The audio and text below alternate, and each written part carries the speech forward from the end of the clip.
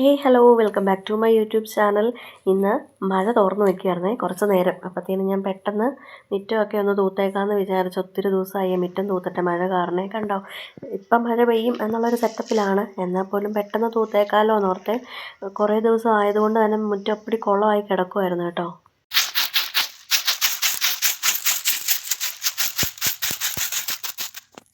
ഒരു കുഞ്ഞ് തക്കാളി തൈയാണേ.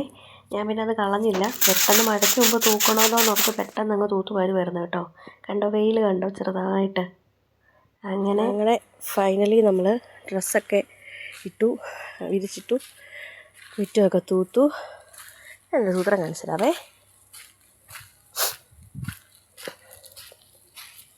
ഇതുണ്ടോ എൻ്റെ കരിയാപ്പ്?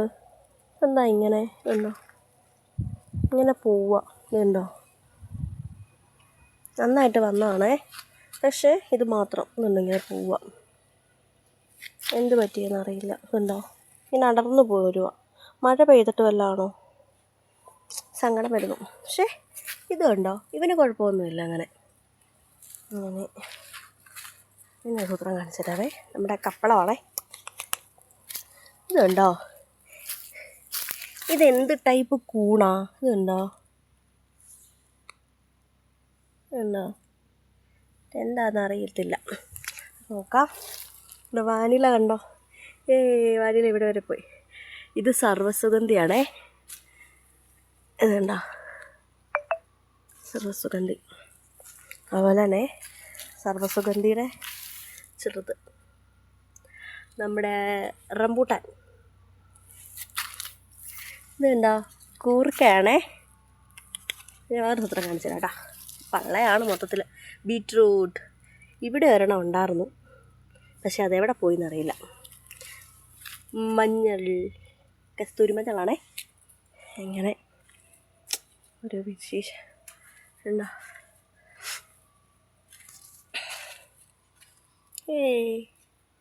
ഇത് കണ്ടോ, ഇത് നമ്മുടെ വാനിലയാണ് കേട്ടോ.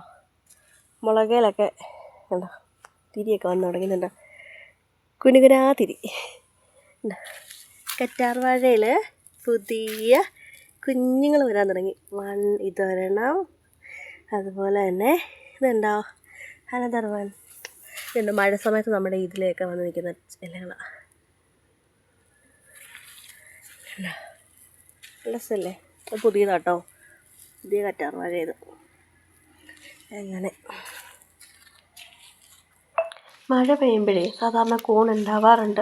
പക്ഷേ ഇതെന്ത് ടൈപ്പ് കൂണാണെന്ന് എനിക്കറിയത്തില്ല. എന്നാലും കണ്ടപ്പോൾ ഒരു സന്തോഷം.